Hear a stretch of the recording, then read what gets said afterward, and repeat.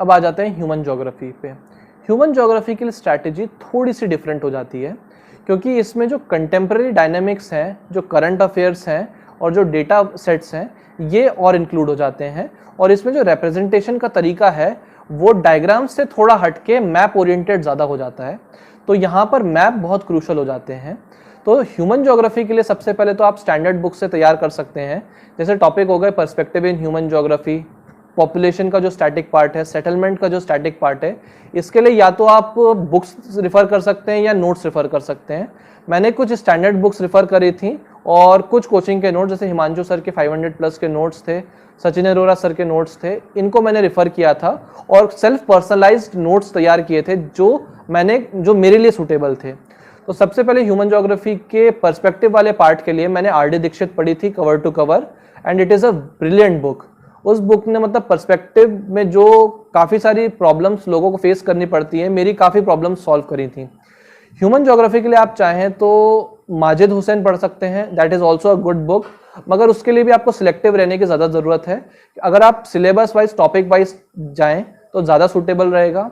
इसी को आप प्रीवियस ईयर क्वेश्चन से कॉम्प्लीमेंट कर सकते हैं कि कौन से एरिया से टॉपिक ज़्यादा पूछे जा रहे हैं। उसके बाद मैं रेकमेंड करूंगा कि models and theories by Majid Hussain की एक बुक आती है, उसमें जितने भी आपकी मॉडल्स एंड थ्योरीज हैं ये एक जगह कवर्ड है।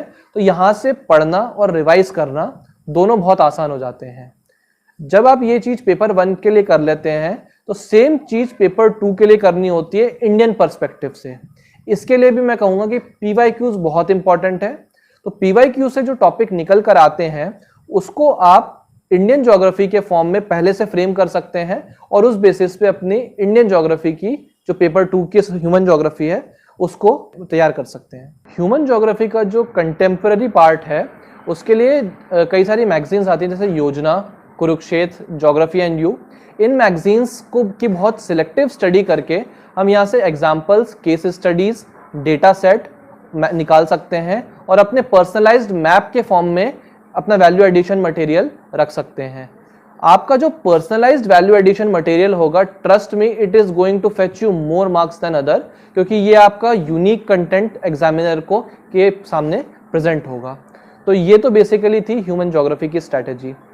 जब भी आप इधर फिजिकल ज्योग्राफी या ह्यूमन ज्योग्राफी का कोई भी टॉपिक करें तो पीवाईक्यूज देख के उसके साथ आंसर राइटिंग प्रैक्टिस आपको शुरू कर देनी है, क्योंकि ऐसा करने पर उस टॉपिक की ग्रिप आपकी अच्छी हो जाएगी और आपको पता होगा कि आंसर्स को किस तरीके से फ्रेम करना है।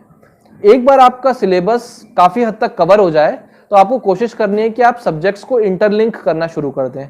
फॉर एग्जाम्पल, जो चीज़ आपने पेपर 1 में थ्योरी पढ़ी है उसको पेपर 2 में अप्लाई करें। जो एग्जाम्पल्स एंड केस स्टडी आपने एक जगह के लिए प्रिपेयर करी है उसको अलग अलग जगह पे यूज़ करना।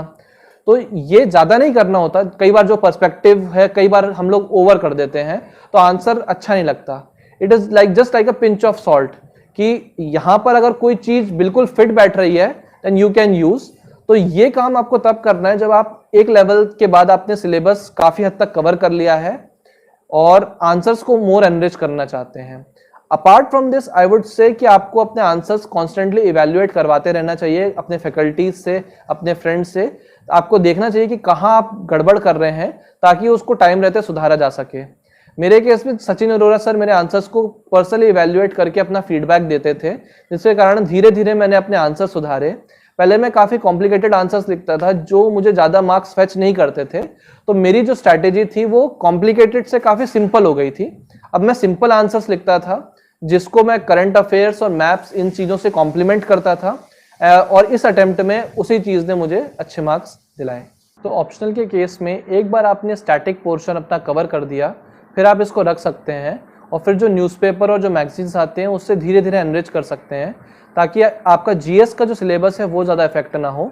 तो जैसे ही आप अपनी प्रिपरेशन शुरू करें, सबसे पहले जो ऑप्शनल का बल्क वाला पार्ट है उसको आपको कवर कर लेना है, उसके नोट्स तैयार कर लेने हैं, ताकि जब नेक्स्ट ईयर आप प्रीलिम्स निकालें तो तुरंत नेक्स्ट 15 to 20 डेज में एक बार आप अपना ऑप्शनल रिवाइज कर सकें। इसके अलावा आप चाहें तो कॉन्स्टेंटली टाइम टू टाइम निकाल कर रिवाइज कर सकते हैं और इसमें आंसर राइटिंग कर सकते हैं। ज्योग्राफी के केस में प्रेजेंटेशन बहुत इंपॉर्टेंट हो जाती है, जिसके लिए मैंने फिजिकल ज्योग्राफी में बताया कि डायग्राम्स इंपॉर्टेंट है और ह्यूमन ज्योग्राफी में map, illustrations, examples and supplementing it with current affairs important है। For watching my video and don't forget to subscribe my channel and hit the bell icon.